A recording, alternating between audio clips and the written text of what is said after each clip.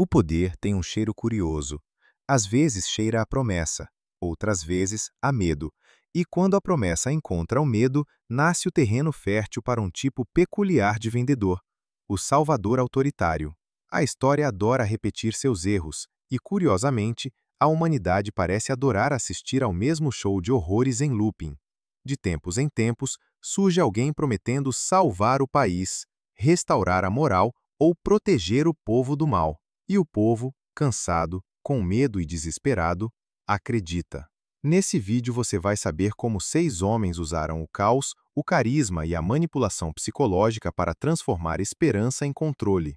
Você vai entender como alguns dos ditadores mais sombrios da história chegaram ao poder e como o povo ajudou a construir o próprio cativeiro. Adolf Hitler. A Alemanha de 1920 era um país em ruínas. Inflação absurda, desemprego, humilhação após a Primeira Guerra. O povo queria alguém que devolvesse o orgulho nacional, e Hitler apareceu como solucionador. Ele não tomou o poder à força, foi entregue a ele. Prometia disciplina, empregos e uma identidade unificada. Seu discurso tinha ritmo, emoção e inimigos claros. E quando o povo e as elites se unem em torno de um inimigo comum, o perigo começa. O que veio depois, censura, campos de concentração, guerra, nasceu de algo simples, uma promessa que parecia lógica. Hitler entendeu que as massas não seguem a verdade, elas seguem quem faz o caos parecer coerente. Pol Pot.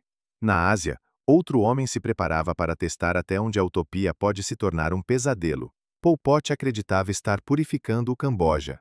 Seu regime do Khmer Vermelho queria reiniciar a sociedade, eliminar a educação, a cidade, o passado. Em 4 anos, 1/4 da população morreu. Não havia bombas, havia enxadas, campos e paranoia. Ele dizia: matar um inocente é melhor do que deixar um inimigo escapar. Pol Pot transformou o Camboja em um estado de partido único chamado Kampuchea Democrático, procurando criar uma sociedade socialista agrária que ele acreditava que evoluiria para uma sociedade comunista. O governo de Pol Pot deslocou à força a população urbana para o campo para trabalhar em fazendas coletivas. Prosseguindo o igualitarismo completo, o dinheiro foi abolido e todos os cidadãos foram obrigados a usar a mesma roupa preta. A loucura total apresentada como lógica revolucionária. Pol Pot é o retrato da utopia quando perde o contato com a realidade. Começa querendo igualdade, termina apagando vidas para manter a ideia intacta. Mao Zedong. Na China ele começou como símbolo da libertação. Após décadas de invasões estrangeiras e desigualdade feudal, ele ofereceu algo irresistível: dignidade nacional. Falava aos camponeses esquecidos, aos que nunca tiveram voz. E isso funcionou. Com o tempo, Mao não era mais um líder, era uma ideia viva. Mas ideias absolutas cobram preço. O grande salto adiante, por exemplo, pretendia transformar a China em potência industrial em poucos anos. O resultado? Uma das maiores fomes da história, com dezenas de milhões de mortos. Ainda assim, o regime mentia sobre os números. E o povo, preso entre o medo e a adoração, aplaudia. Depois veio a Revolução Cultural. Professores humilhados, artistas presos, intelectuais destruídos. Tudo em nome da pureza revolucionária. Mao provou que o culto à personalidade é a forma mais eficaz de censura, porque o próprio povo passa a vigiar e punir quem duvida do mito. E há uma ironia trágica nisso. Ele começou lutando contra a opressão e terminou construindo uma ainda maior, só que com bandeiras vermelhas.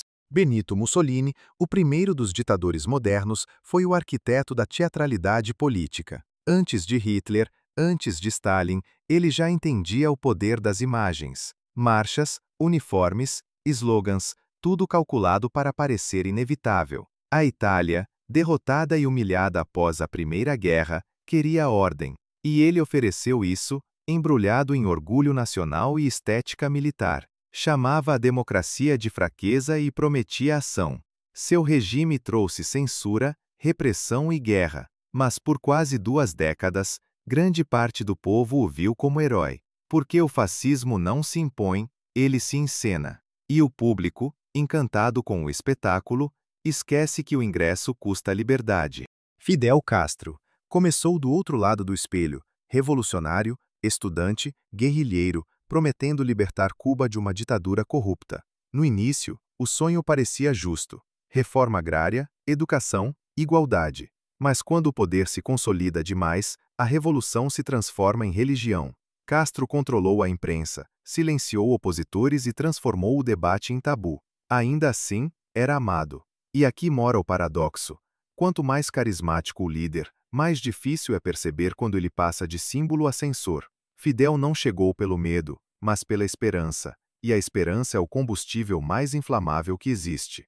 Joseph Stalin, o caso mais frio de todos, sem carisma, sem brilho, mas com uma inteligência letal para manipular estruturas. Ele não precisava de multidões, só de burocracia. Enquanto outros ditadores subiam por discurso, Stalin subiu por estratégia. Usou o Partido Comunista como escada e, degrau a degrau, eliminou quem estava acima. Quando chegou ao topo, o medo se tornou o idioma oficial da União Soviética. As purgas políticas criaram uma paranoia coletiva. Vizinhos denunciavam vizinhos, amigos desapareciam da noite para o dia. E tudo com aparência de legalidade. Stalin provou que a forma mais eficaz de ditadura é aquela em que o próprio povo ajuda a manter a prisão fechada. No fim, o padrão é quase matemático. Primeiro vem a crise econômica, moral ou social. Depois vem o discurso salvador, simples e emocional. Em seguida, o inimigo, externo ou interno, para unir as massas.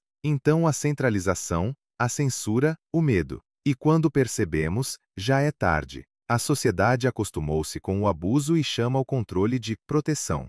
O que une esses homens não é só a brutalidade, mas a capacidade de transformar frustração em fé. Eles entenderam algo que muitos ainda ignoram: o poder absoluto não se toma, se oferece. Cada um deles foi aplaudido antes de ser temido. E o que começa com um nós contra eles, termina sempre com eu contra todos. A história não repete nomes, mas repete padrões. No geral, as semelhanças entre todos os ditadores incluem o cerceamento de direitos políticos e civis, a centralização do poder em detrimento de outros poderes e a utilização da força ou da repressão para manter o controle.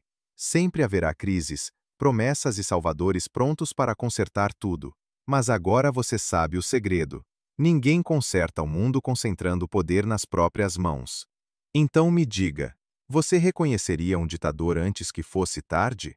Porque entender o passado é a única forma de não cair nas mesmas armadilhas de novo. Se gostou do vídeo, curta e inscreva-se. E comente abaixo qual desses ditadores foi o pior de todos.